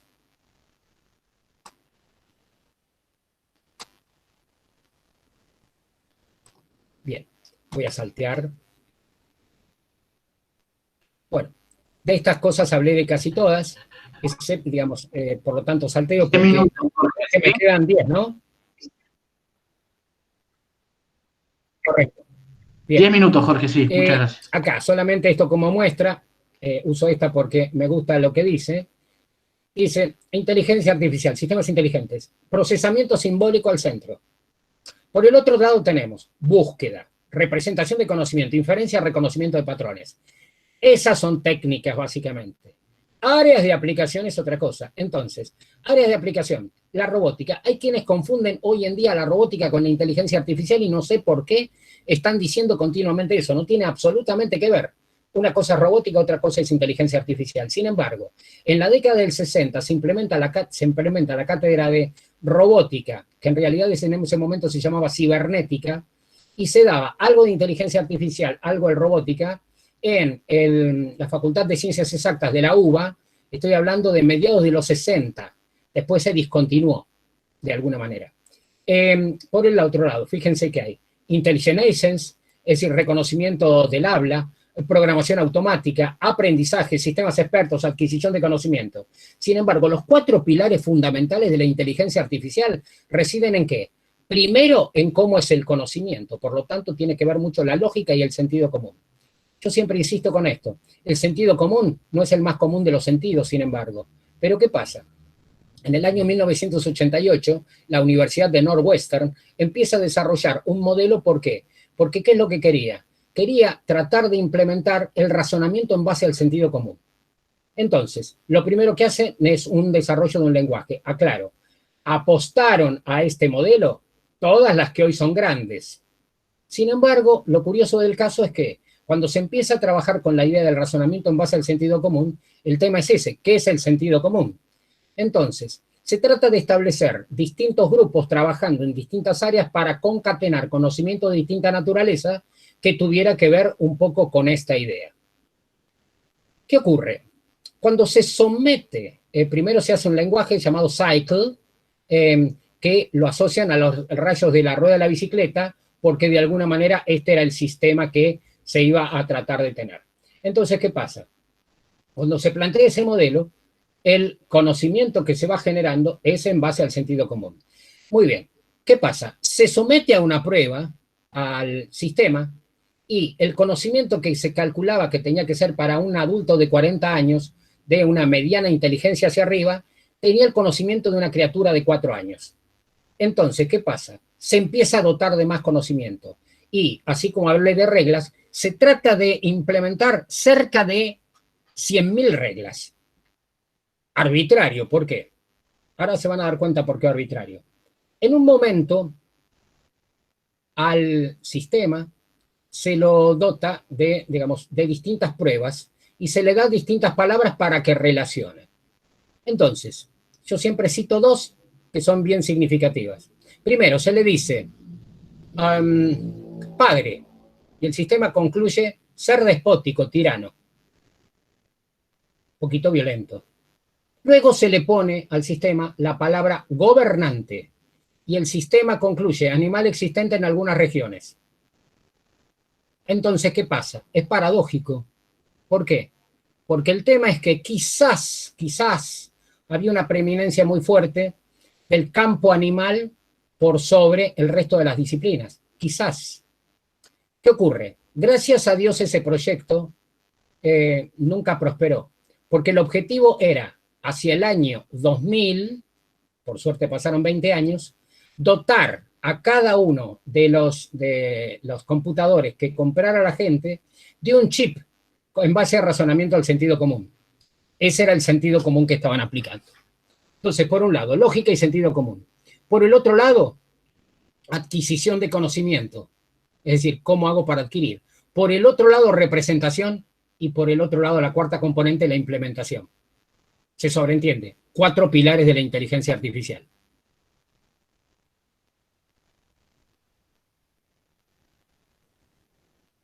Bien. Si vamos a este aspecto, yo hablé ya de varias cosas vinculadas con estas. Hablé de algoritmos genéticos, hablé de programación evolutiva, indirectamente, de swarm intelligence, de simulación cognitiva, de lógica clásica formal y no clásicas, difusa, modal, entre otras. ¿Qué pasa? En el caso particular, la lógica difusa, modal, están relacionados con lo que se llama posibilístico. Entonces, posibilístico. Una cosa es lo necesario, otra cosa es lo posible. Si no es necesario, no importa que sea posible. Esas son dos medidas donde yo lo que relaciono es, si algo es necesario, para que puede ocurrir sí o no. Sin embargo, si no es completamente posible, nunca lo voy a poder llevar a la práctica. Sobre estos modelos matemáticos es donde construimos nuestros sistemas computacionales inteligentes. Es decir, fuerte condimento matemático, fuerte base matemática. Ahí están. Basados en Machine Learning, supervisado o no supervisado. Voy a saltar un poquito. Bueno, acá. Machine Learning. Machine Learning está de moda ahora, ¿por qué? Porque todos aquellos que estamos atravesando la pandemia nos han dicho, por supuesto algunos interpretamos una cosa y otros otra, que los modelos están basados en Machine Learning. Claro, hay un pequeño inconveniente. Yo esto lo escribí hace unos días también para unos artículos. Hay un pequeño inconveniente, ¿por qué? Porque Machine Learning es simplemente la estructura sobre donde está montado esto. Machine Learning se alimenta de datos. ¿Qué datos? Datos provenientes de la realidad. Si los datos no provienen de la realidad, están simulados. Por lo tanto, es muy difícil enderezar la torre de Pisa, porque si la enderezamos, deja de ser la torre de Pisa. Por lo tanto, ¿qué ocurre? En el Machine Learning está alimentado básicamente con dos conceptos. O provenimos de lo que es Statistical Learning, o provenimos básicamente de lo que es Differential Equations. ¿Cómo se está resolviendo en estos momentos la pandemia a nivel universal? Los invito a observar en el sitio del King College un modelo, que es el modelo COVID-19, donde uno puede estar experimentando qué es lo que pasa en cada uno de los países y realmente el escenario, que es lo que plantea el modelo, es desastroso. Por eso yo lo que digo es que a alguien se le va a ocurrir culpar a la inteligencia artificial y a la matemática del desastre que está ocurriendo. ¿Por qué razón? Porque evidentemente el problema central es que el modelo está mal construido porque no se puede extrapolar, lo dije al comienzo, datos para construir un modelo y después reaplicar ese modelo en otro lado sin analizar el contexto. Entonces, ¿qué ocurre? Este concepto del Machine Learning está basado, por un lado, en regresión y por el otro lado en árboles de decisión. Dos conceptos ligados estructuralmente a la estadística y a la probabilidad. Se sobreentiende que una cosa es el concepto estadístico y otra cosa es la regresión y el algoritmo en árboles de decisión, donde estos árboles de decisión son bayesianos. Por lo tanto, hay que saber bien que nadie puede hablar de una consecuencia sin saber la causa que la originó. Es decir, el modelo bayesiano es retrospectivo. Por lo tanto, si nosotros partimos de datos que son erróneos, la culpa no es de Machine Learning, porque Machine Learning va a estar inspirado básicamente en redes neurales, donde el algoritmo de implementación, ese que tiene que ver con lo que dije al comienzo del perceptrón y el algoritmo, ese algoritmo es el que va razonando. ¿Qué pasa? El Machine Learning puede implementarse en las dos vertientes. Por un lado, aprendizaje supervisado y aprendizaje no supervisado. Es decir, ¿hay asistencia humana o no hay asistencia humana? Imaginemos, si estos modelos son de decisión, yo voy a hablar en otro de estos conceptos de decisión, si ese concepto es de decisión, lo que tenemos que tener muy claro es la base de la información.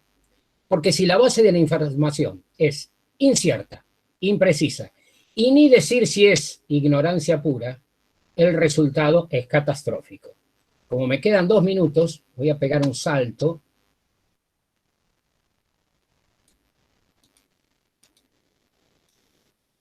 Ahí está. Dice, la pandemia COVID-19 está regida por Machine Learning en las principales instituciones que rigen la salud de los ciudadanos en todo el mundo. ¿Se puede culpar a la inteligencia artificial de la toma de decisiones? ¿O los datos de entrada y los modelos que nutren a Machine Learning se extrapolan sin contextualizar y sin conocer los datos reales? Respeto mi tiempo. Muchas gracias. Bueno, muchas gracias, Jorge. Muy interesante la exposición. Nos deja pensando, hace un análisis y un recorrido muy claro por el origen y la evolución de la inteligencia artificial. Muy interesante. Ahora vamos a dar un espacio para las consultas que puedan tener nuestros participantes. Antes queremos agradecer tanto a Jorge por su muy clara exposición como a todos ustedes que están participando en este webinar y dejar 3 pequeños avisos. El primero es que este es el primero del ciclo, el primer webinar del ciclo de webinar 2020 del Departamento de Ciencias Básicas y vamos a dejar a su disposición la oferta con los otros webinars que tenemos disponibles para quienes quieran seguir acompañándonos. Nosotros estaremos encantados. El segundo aviso tiene que ver con que este es un ciclo de webinar que estamos haciendo con mucho empeño, mucha alegría y mucho compromiso, pero seguramente hay algunas cuestiones que mejorar y nos interesa saber qué piensan ustedes, por eso organizamos una encuesta de satisfacción que vamos a dejar para que respondan. También esa encuesta de satisfacción incluye sugerencias respecto a otros temas que a ustedes les pueden interesar que abordemos y con gusto los pensaremos. Y un tercer aviso que tiene que ver con un formulario para quienes deseen tener un certificado de asistencia a esta actividad, pueden completarlo y nosotros amablemente le enviaremos el certificado de asistencia a su casilla de correo, ¿sí? Un certificado digital. Bueno, quienes tengan alguna pregunta pueden hacerla mediante el chat. Yo me voy a tomar el atrevimiento de hacer la primera, Jorge. Dime. Y tiene que ver con que uno cuando modela sobre situaciones o contextos que son conocidos, ¿sí? Es decir, lo primero que uno hace es intentar conocer el universo de discurso o el dominio en el cual está modelando. Sin embargo, cuando hablamos de inteligencia artificial, lo que estamos intentando es modelar la inteligencia humana, y esa inteligencia humana, como bien sabemos, la ciencia no ha terminado de dilucidar cómo funciona. Ahora bien, ¿podrá seguir evolucionando la inteligencia artificial sin que terminemos de entender cómo funciona la inteligencia humana? Esa es la pregunta. Bien, yo te lo respondo sencillamente. Hace unos años salió un libro muy interesante que se llamó La Era de las Máquinas Espirituales, donde un investigador que provenía del periodismo, no era de la inteligencia artificial, planteaba que hacia el año 2025 las máquinas iban a tener un chip que iba a revelar la espiritualidad de las personas. Entonces yo digo esto, la ciencia ficción a veces supera la realidad, pero a veces la realidad supera la ciencia ficción. Y en este terreno, pensemos, una cosa es modelar el conocimiento humano, otra cosa es modelar el razonamiento humano, y otra cosa muy distinta es llevar a la práctica estas cosas. ¿Por qué? Porque todo depende de quién sea el humano.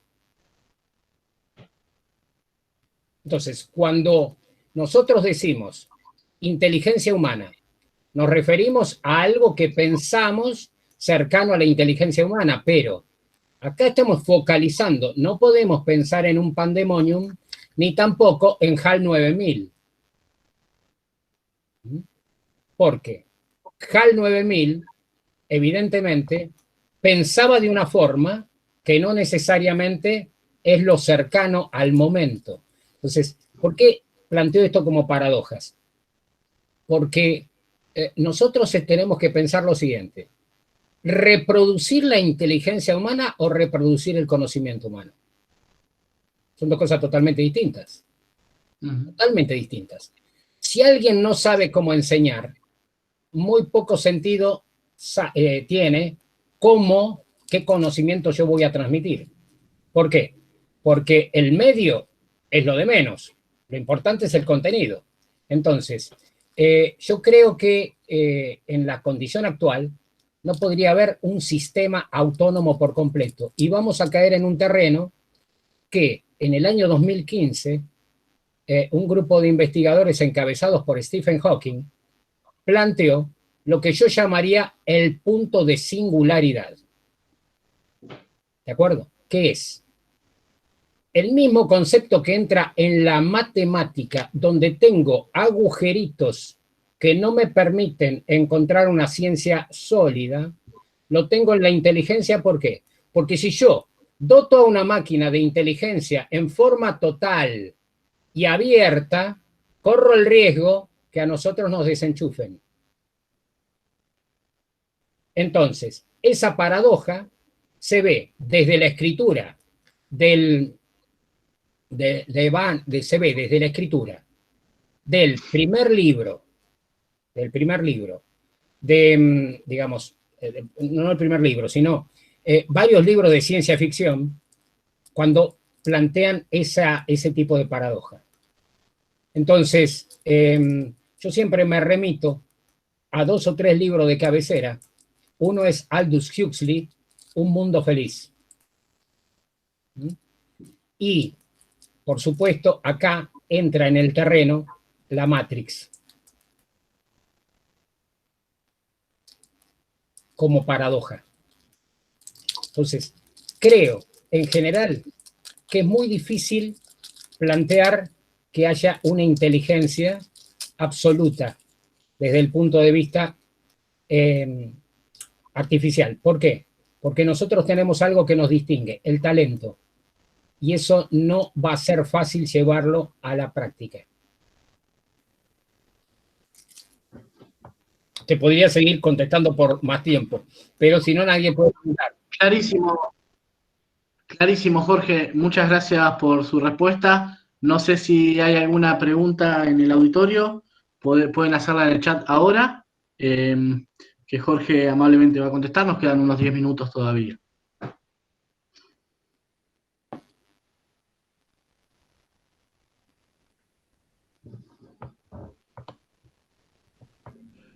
Leo una consulta que formula la profesora Susana Cito. Sí. Bueno, primero, hola, buenas noches a todos. Muy interesante lo que acabamos de escuchar. Según he leído, se habla de enseñar inteligencia artificial desde la escuela primaria. Y acá abre 3 preguntas. Voy a contar, espera que cuento. La primera, ¿cuál es su opinión? Que creo que es la que va a comentar primero, luego si podría dar algún ejemplo y si sería costoso económicamente hablando. Bien, yo voy a plantear un ejemplo simple. No voy a decir el año, lo voy a decir después al final, pero circunstancialmente hace 4 años atrás me invitan a una reunión en una Secretaría de Ciencia y Técnica de una provincia. Entonces alguien me comenta, dice, no, porque nosotros estamos ahora implementando programar. Entonces, digo, sí, yo te voy a comentar algo. Le dije a esta persona que era un director. Hace unos años atrás propuse en una universidad hacer un desarrollo para enseñar en particular razonamiento lógico y programación en base al razonamiento lógico.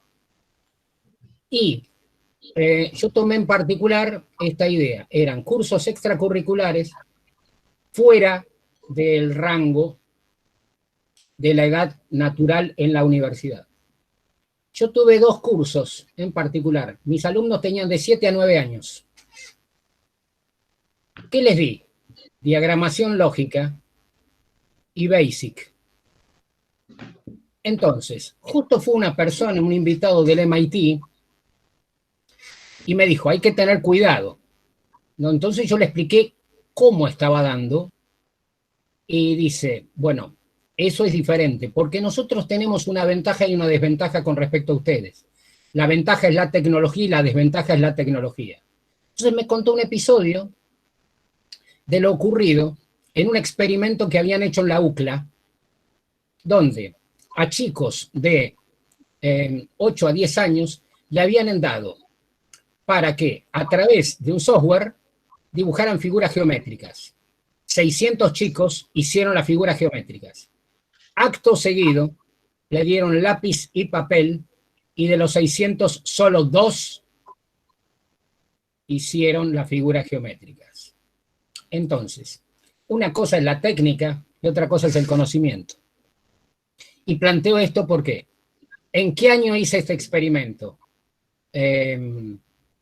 Invité a 3 amigos y el experimento fue en 1985.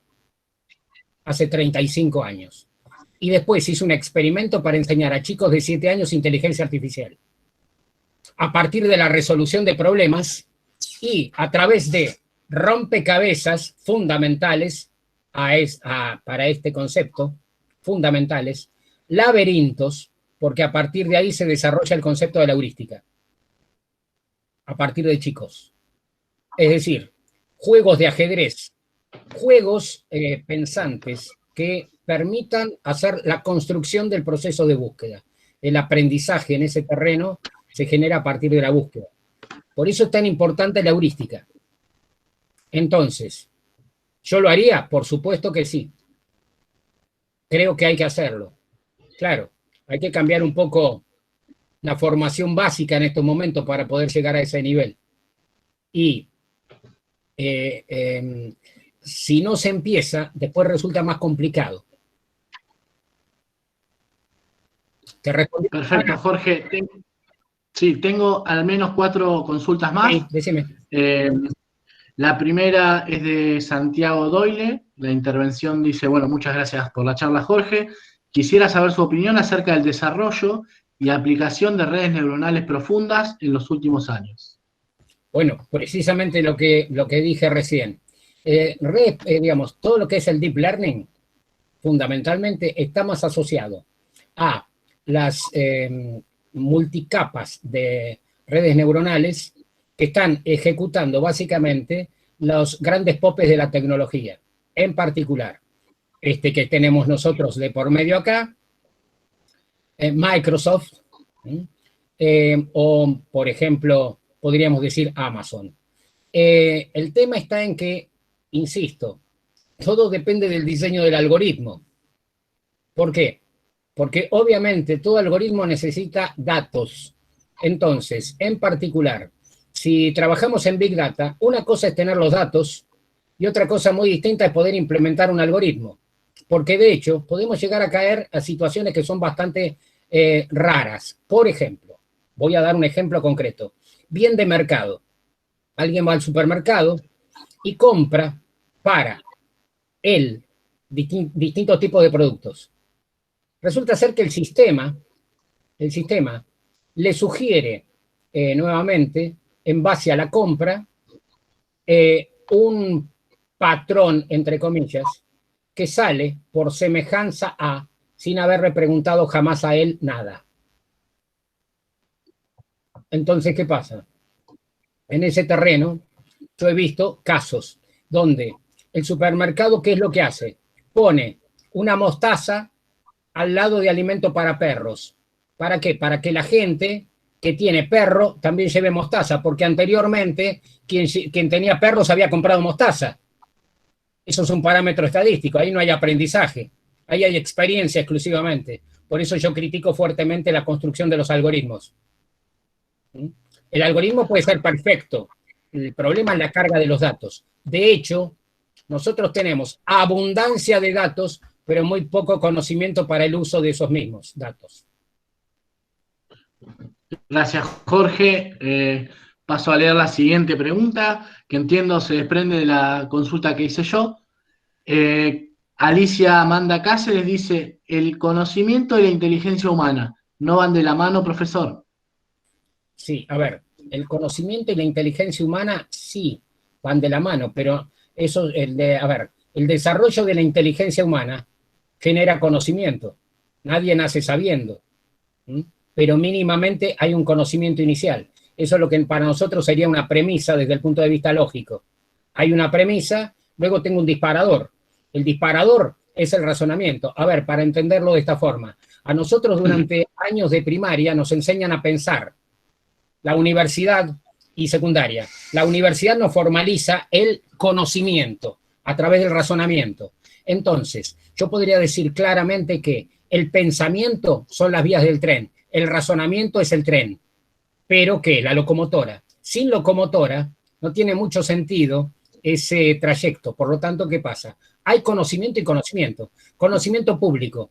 Alguien está parado frente a la imagen y ve nombres. Ahora, es muy difícil que alguien vea un nombre y sepa quién es, no quién es. Hay una cuestión que es visual, pero hay otra cuestión que es cognitiva.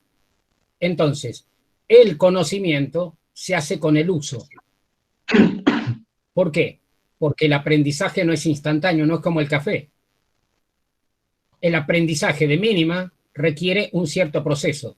Se sobreentiende que esta máxima sí es válida. Quien más sabe, más posibilidades de aprender tiene. Que no quiere decir que quien más sepa, más aprenda. Genial, Jorge, muchas gracias. Leo la siguiente y queda esta y dos más. Nicolás hace una reflexión que plantea, dice, el cine de Estados Unidos y del mundo en general alimenta los mitos sobre la inteligencia artificial, sobre todo las inconsistencias, los errores y las reproducciones inexactas. Sí, a ver, pero lo que pasa es que el cine refleja la inconsistencia de la inteligencia artificial. Parcialmente estoy de acuerdo porque grandes campos de la inteligencia artificial sobrevinieron del cine. Y hay espacios de la física que son alimentados desde el cine. Y, por ejemplo, desarrollos muy importantes en la física se dieron a partir de inversiones en el cine que permitieron, de alguna manera, que ciertos desarrollos puedan ser posibles gracias a la industria cinematográfica. Como, por ejemplo, habría que recordar 1990-92, en Terminator 2, cuando se financia el concepto del hidrógeno líquido. Eso es una investigación real que se volcó ahí. Y si no, habría que tomar en cuenta en Star Trek, en la velocidad warp. La velocidad warp es un nombre que luego usó la física en homenaje a el viaje a las estrellas. Entonces, hay muchos puntos de contacto. Bueno, dice la simulación del agujero negro. Ese es otro problema porque hay un problema de inconsistencia gravitacional. Muy interesante, Jorge, un cinéfilo como yo. Hay otra consulta más que dice, ¿cómo puede iniciarse una persona en el desarrollo de inteligencia artificial o qué consejo le daría a alguien que quiere iniciarse en este campo? Bien, si quiere iniciarse en este campo, primero va a tener que leer mucho. Primero, leer. ¿Qué es lo que hay que leer en primera instancia? Libros de cabecera. Por ejemplo, Patrick Winston, de Artificial Intelligence. Por ejemplo, Wilson, de Artificial Intelligence. Por ejemplo, Norvig y Russell, de Agents Intelligence. Por ejemplo, a ver, acá no se ve bien, pero mi cuerpo central de biblioteca, ¿sí? Acá de lo que se ve en el centro, eso es inteligencia artificial, este sector de acá. ¿De acuerdo? Entonces, ahí hay muchos libros de referencia, pero empezar por inteligencia artificial, no por la aplicación. Porque primero hay que saber qué es una adquisición, qué es una representación, qué es la elicitación. ¿Cuál es la idea de elicitación? Sobre el conocimiento extraigo lo que nos sirve. El tema es, si yo extraigo lo que no sirve y no soy del tema, estoy jugando a ser Dios. Y no es así. Tengo que hacerlo en correlato con el dueño del tema. Entonces, primero, ingeniería de conocimiento. Yo voy a hablar de eso con Pedro Tolón. Vamos a hablar el lunes que viene, el 29, de ingeniería y gestión de conocimiento. Y después de decisión y sistemas complejos, también más adelante. Entonces, eso va a redondear un poco algunos elementos. Porque lo que pasa que, a ver, yo lo que digo es esto. Las decisiones que uno toma deben ser inteligentes. Entonces, la decisión es racional. Esto tiene que ver con que si no tengo conocimiento, no puedo tomar buenas decisiones. Y, por supuesto, que tengo que hacerme cargo de las mismas. Por eso la racionalidad. Entonces, hay muchísimo. Por supuesto que, insisto, hay un punto que es central, que es primero la inteligencia artificial, pero primero la natural, en realidad. Describimos los conceptos y luego vemos cómo los podemos abrevar dentro de la palabra artificial. Y si es posible o no, sí, por supuesto. Lo que pasa es que en Argentina no se trabaja tanto con inteligencia artificial. Hay, en estos momentos, con la irrupción más fuerte de todo lo que es Big Data. Pero no es algo habitual. Y de hecho, muchas de las empresas que hacen Big Data, en realidad, van a la subaplicación. No hacen desarrollo. La gran mayoría de los algoritmos son de otros. Porque el desarrollo en inteligencia artificial es muy costoso también. Jorge, la última pregunta, nos vamos a pasar un poquito, pero es muy, muy interesante la charla. Nicolás Crib consulta, dice, ligado a la primera pregunta y teniendo en cuenta que el arte en general es la forma en la que expresamos nuestro lado más espiritual, ¿podemos decir que inteligencia artificial como Musenet estaría haciendo un acercamiento a nuestro lado espiritual por medio de la tecnología? A ver, eso es muy relativo por lo siguiente, porque si yo llevo a una paradoja de si la inteligencia artificial puede ser artística, estamos, digamos, un poco diversificando. En realidad, acá no hay arte en la inteligencia artificial. El arte es humano para producir la inteligencia. Entonces, ¿qué pasa? Nosotros a la hora de resolver le ponemos nuestro tinte. Si yo soy capaz de transferir mi tinte a todo proceso de resolución, entonces sí lo haré parecido a mí. Pero parecido a mí, eso no significa que sea igual a mí. ¿Por qué? Porque el tiempismo para tener la resolución de algo es muy propio de cada uno. Fíjense que hay un ejemplo muy simple que es esto. En el año 1997 sale un libro que se llama,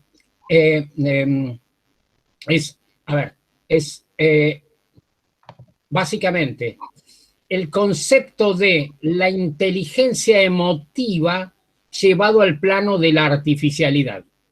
¿Qué pasa? Si una emoción se prevé, deja de serlo. Perfecto, Jorge, muy claro, muchísimas gracias. Vamos cerrando este webinar. Quiero agradecer una vez más tanto a Jorge como a todos los participantes. particularmente quiero decir que me siento orgulloso de estar hoy aquí con todos ustedes y de todas las personas que nos han acompañado también en todo el trabajo que hemos emprendido. No sé si la directora de Cana quiere decir unas palabras antes de terminar, pero básicamente agradecer a todos. Bueno, lo mismo que Juan, gracias Jorge, excelente la exposición como siempre, excelente las respuestas, muy conciso, muy detallado. Lo veremos de nuevo en las próximas exposiciones. Y bueno, gracias a todos por acompañarnos y por estar en este encuentro, que espero que sea productivo y que aprendamos todos los días un poquito más. Gracias por estar. Gracias a ustedes.